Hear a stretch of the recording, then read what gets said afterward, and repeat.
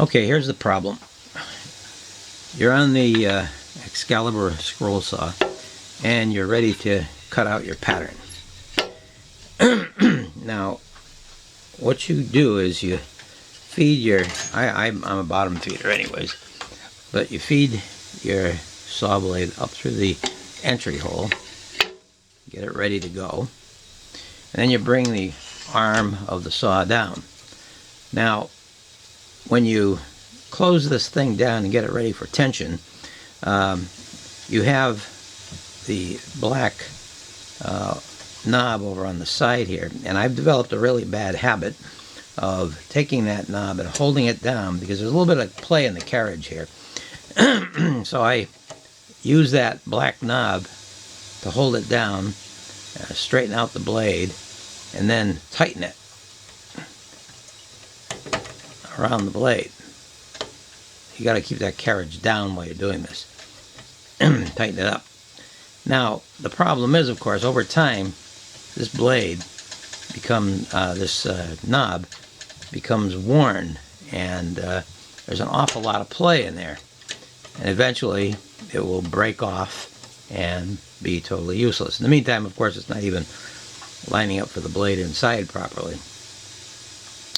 So, what you could do, I suppose, is hold the carriage down with your finger like that, and then take your blade and push it in with the thumb, and then tighten the knob, and then put the tension on it, and everything will be fine.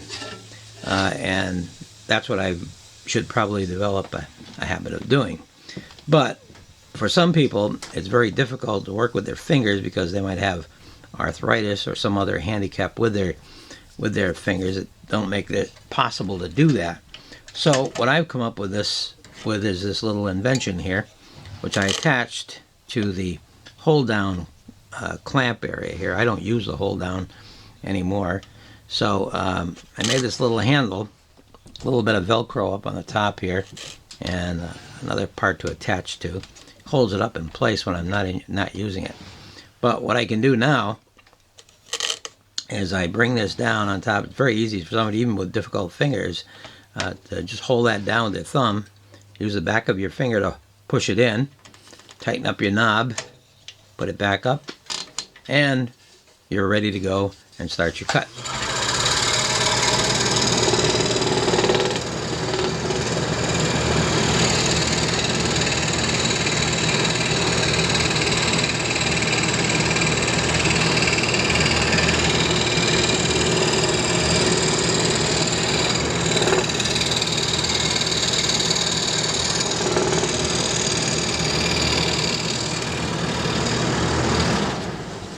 Okay, and to release it, of course, relatively easy to do. You don't have to hold anything down.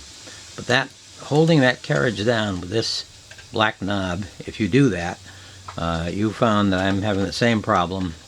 You're having the same problem I've been having over years, just having to replace this thing very often.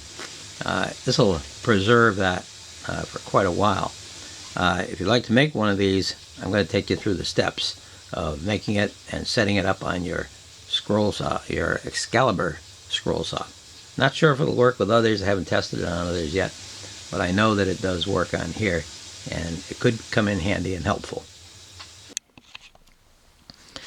Okay, we'll take this little lever apart here to show you how it's set up on the Excalibur scroll saw.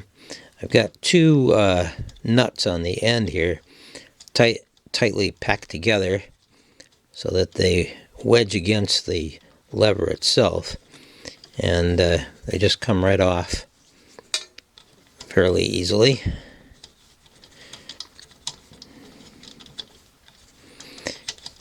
Just unscrew it, and then the lever just comes right off on its own like that. And you have left on here a little bolt that's being used. There's a washer on one side. There's a washer on both sides, actually, and the bolt comes through. And then the lever is applied to that, and the nuts are attached to that after.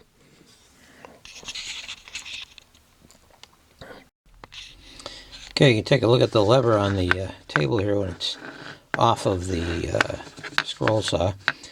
Basically, I've got a little dowel on this side. It's about 1.5 to 2 inches long, and I've attached some Velcro to the top of it, and there's another piece of Velcro on the head of the scroll saw, so when the lever comes up, it attaches to that and holds it up out of the way.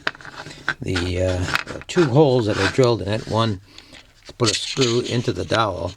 That helps to reinforce the dowel. I've also got the dowel glued down as well. You can see on the back here, there's some glue on that side. And then the screw up inside really holds it pretty firmly in place. And then, of course, we've got the opening to attach to the scroll saw hold down.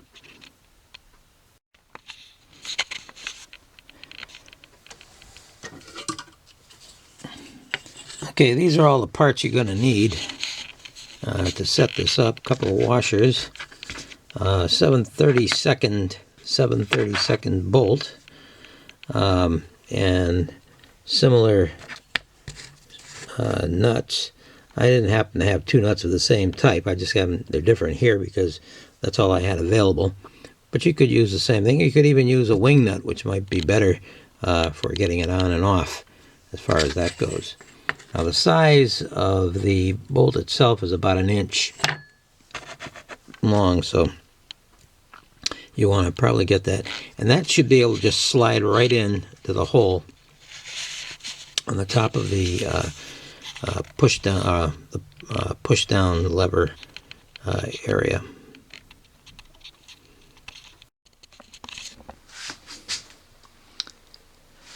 Okay, let's see if I can assemble this here live.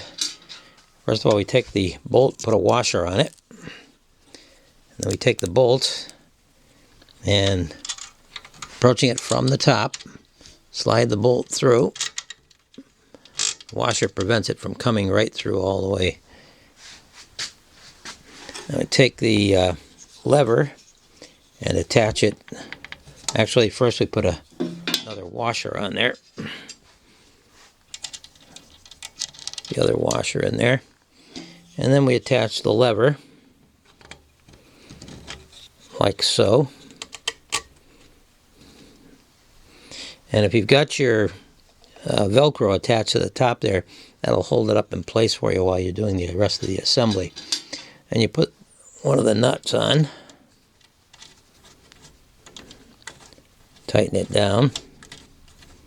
You could put another washer in there too, I suppose, but not really necessary.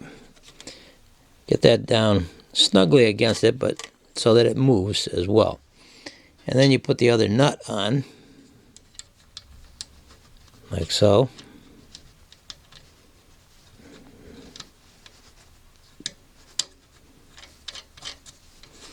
Tighten it down there. And, well, that was nice. Okay, just get a little wrench in there to hold it in place, and then attach it to this one here.